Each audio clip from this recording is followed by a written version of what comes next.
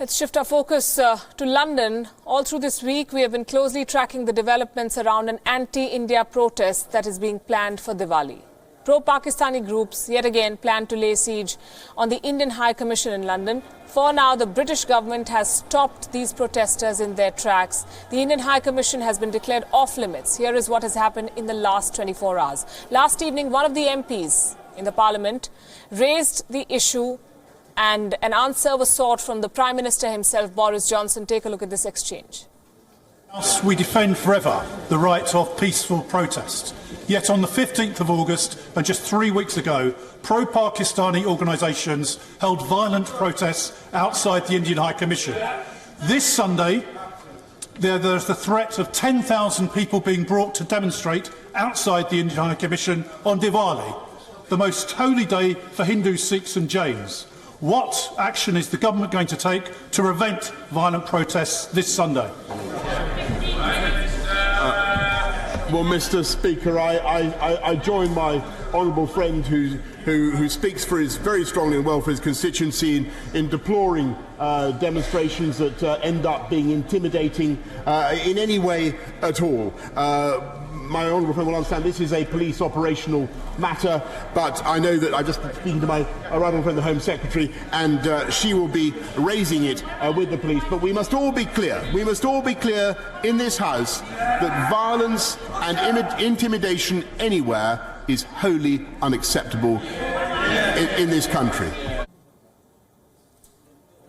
Soon after that exchange, a notice was shot off to the organisers of this march. The protesters are banned from the Indian High Commission. This comes after the Indian officials in London formally raised their concerns with the local police.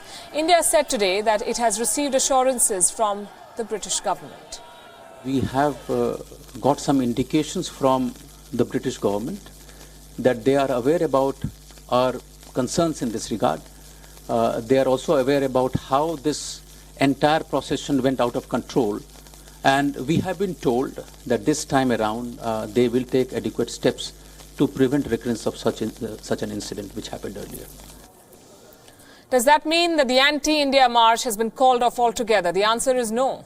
The British government will not stop the protest. Reports say that the protesters are allowed to march from Parliament Street to Trafalgar Square.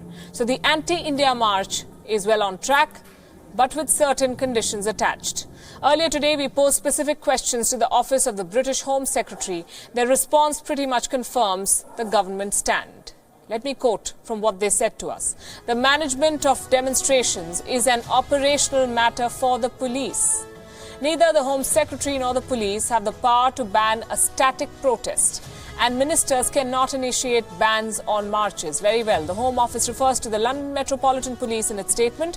The Commissioner of this police force answers to the Queen, the Home Office and the Mayor of London. First, London's Mayor said that the onus to ban this march lies with the Home Secretary. Now, the Home Office has shifted the responsibility onto the police.